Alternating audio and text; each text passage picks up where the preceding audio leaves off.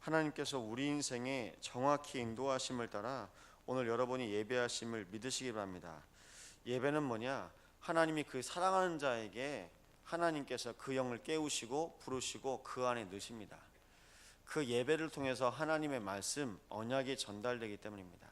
그래서 여러분들이 새벽에 깨시고 또 순간순간마다 모든 현장에서 예배할 때마다 하나님의 사랑받은 자라는 영적인 비밀을 날마다 고백하시기 바랍니다.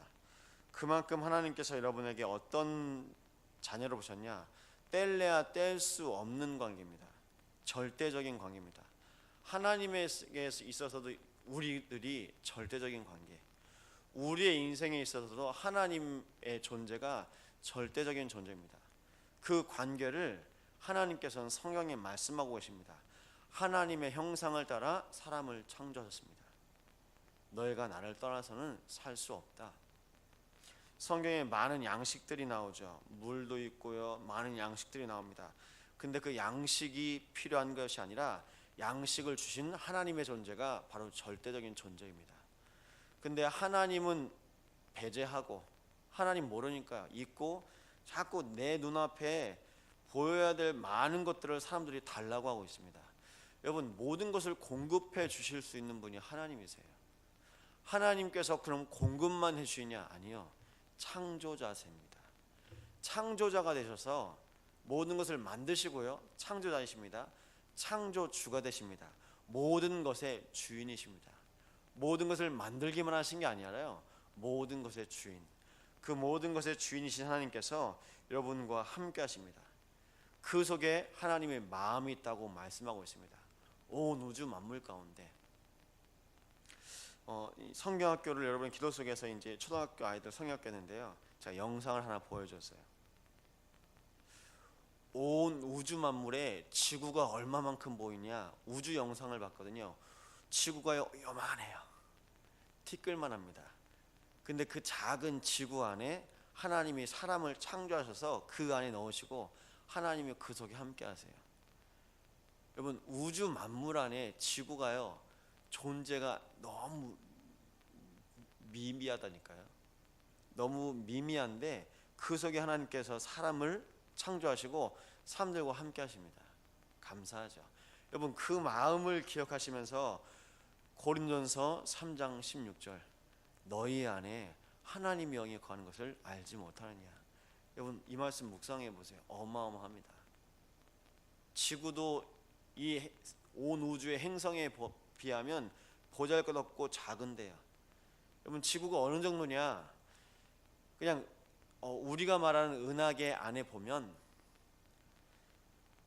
골프공 같답니다. 여의도 공원 안에 골프공 같대요. 여러분, 여의도 공원이 금오도만 할지 모르겠습니다. 그럼 금오도 안에 골프공 하나, 그게 지구입니다. 대략이요. 그럼 어느 정도인지 가늠하시겠죠? 못 찾아요. 근데 하나님의 관심과 눈이요, 거기에 있어요. 하나님께서 내 마음에 찾아오셔서 내 마음 안에 거하십니다. 그게 바로 절대 마음입니다. 하나님이 내 마음에 들어오셔서 나와 함께 하시고 그 언약 속에 나를 인도하십니다. 모든 것을 만드시고 모든 것의 주인 되신 하나님께서 나와 함께 하시는 것을 뭐라고 하냐? 구원이라고 합니다. 모든 것 만드신 하나님, 모든 것의 주인이신 하나님이 나와 함께 있으니까요, 내가 부족한 게 없어요. 내가 막 뭐 필요한 게 없어요. 왜냐? 그분이 계시니까요. 그 하나님이 계신 그 은혜의 구원 속에 하나님께서 여러분을 인도하시는데요, 이것이 바로 언약의 흐름입니다. 하나님이 사랑하는 자에게 예배를 통해서 그 말씀을 주시고 그의 음성을 따라서 계속 인도하십니다.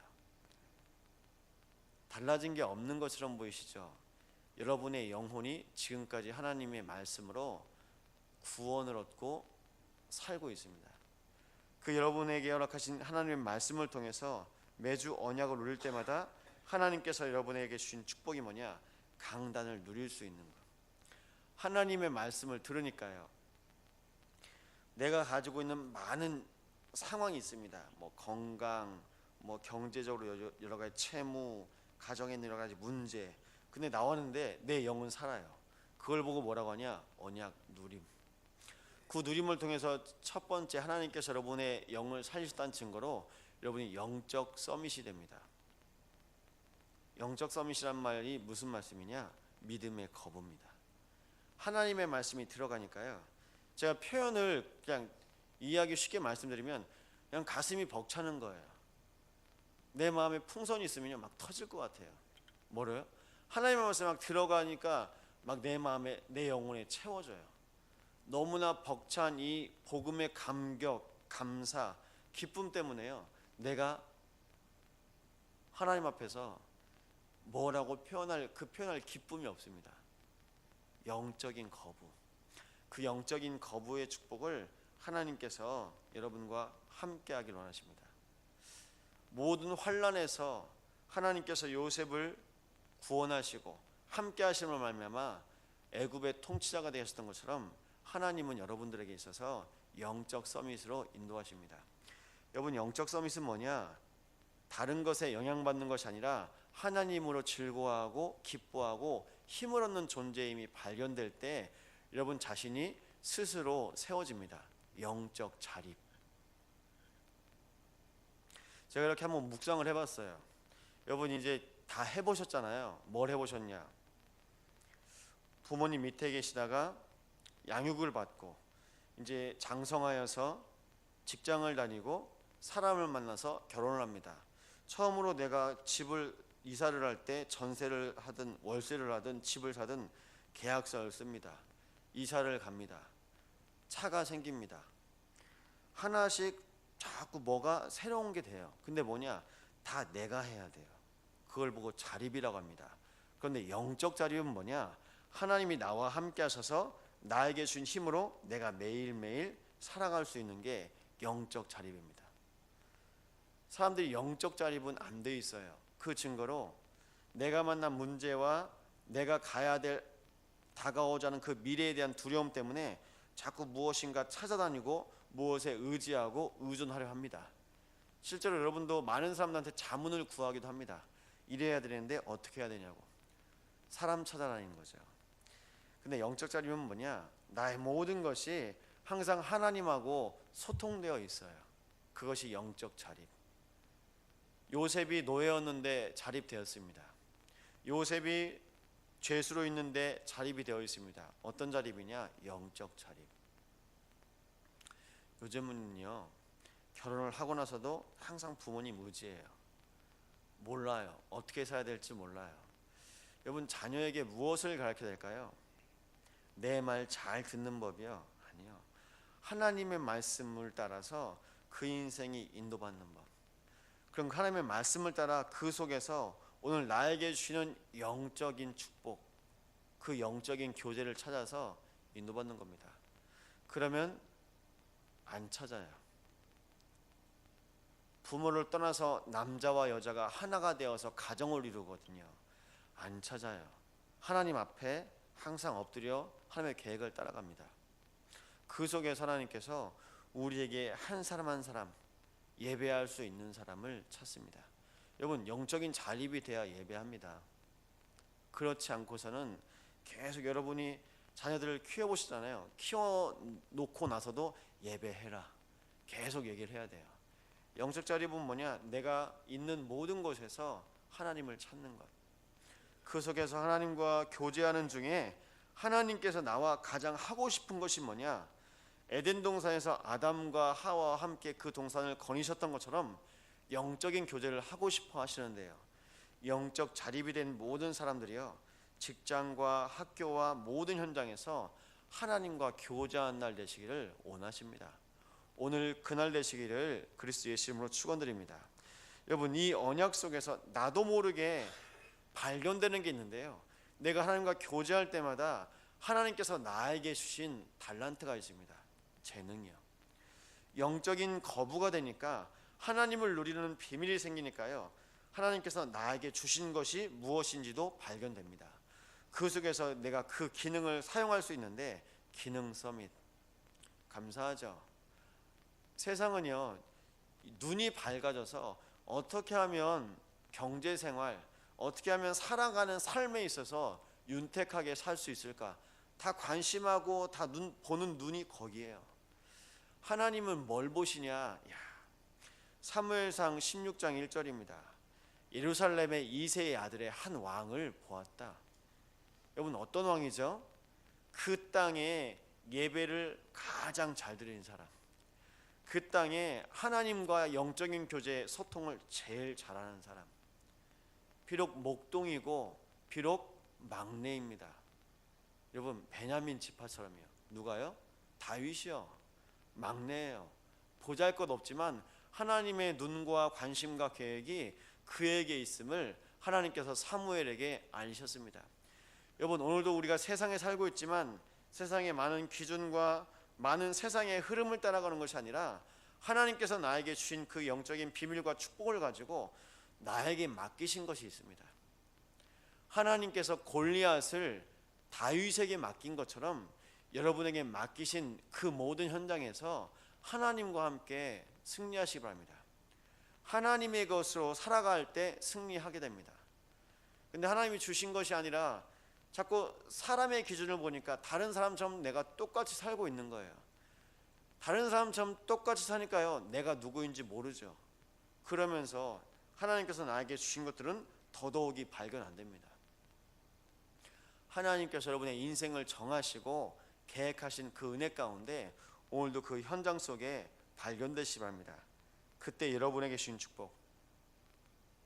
바울이 고백합니다.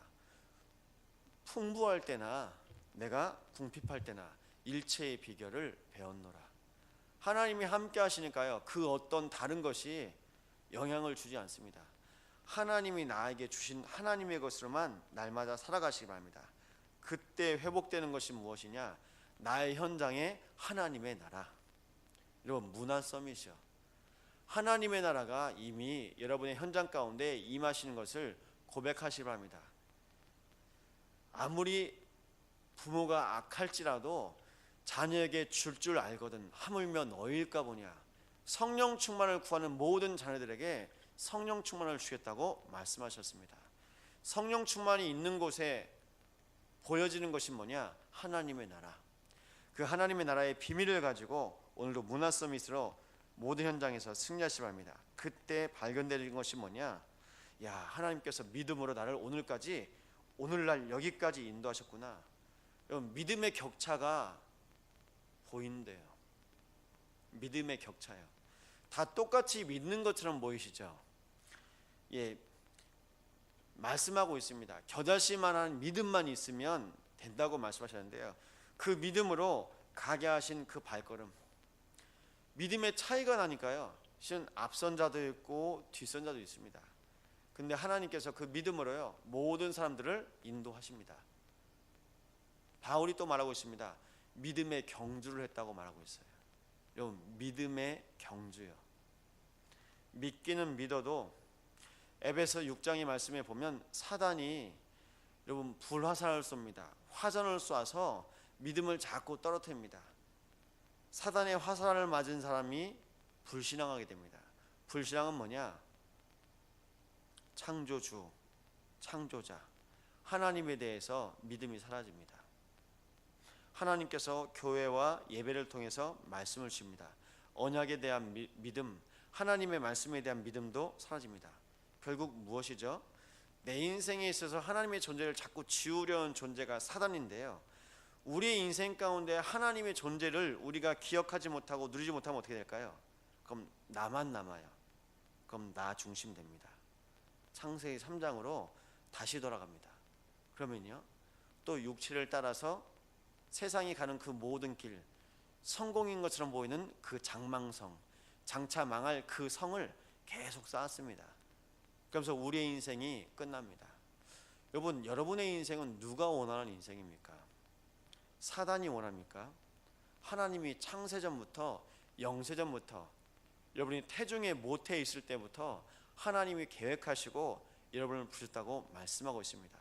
오늘도 그 언약 속에 여러분 한 사람 한 사람이 발견되시기 바랍니다. 이 시간 말씀 붙잡고 기도하실 텐데요, 하나님의 절대 언약과 절대 계획 속에 하나님께서 여러분의 인생을 언약 안에서 발견하게 하셨습니다. 하나님으로 살아가게 하십니다. 지금도 그래서 그리스도로 말미암아 여러분의 모든 인생을 하나님께서 성령으로 인도하고 계십니다. 그 언약 붙잡고 오늘 하나님의 계획 속에 인도받는 증인들의 발걸음 가운데 인도받게 달라고 합심으로 기도하시겠습니다.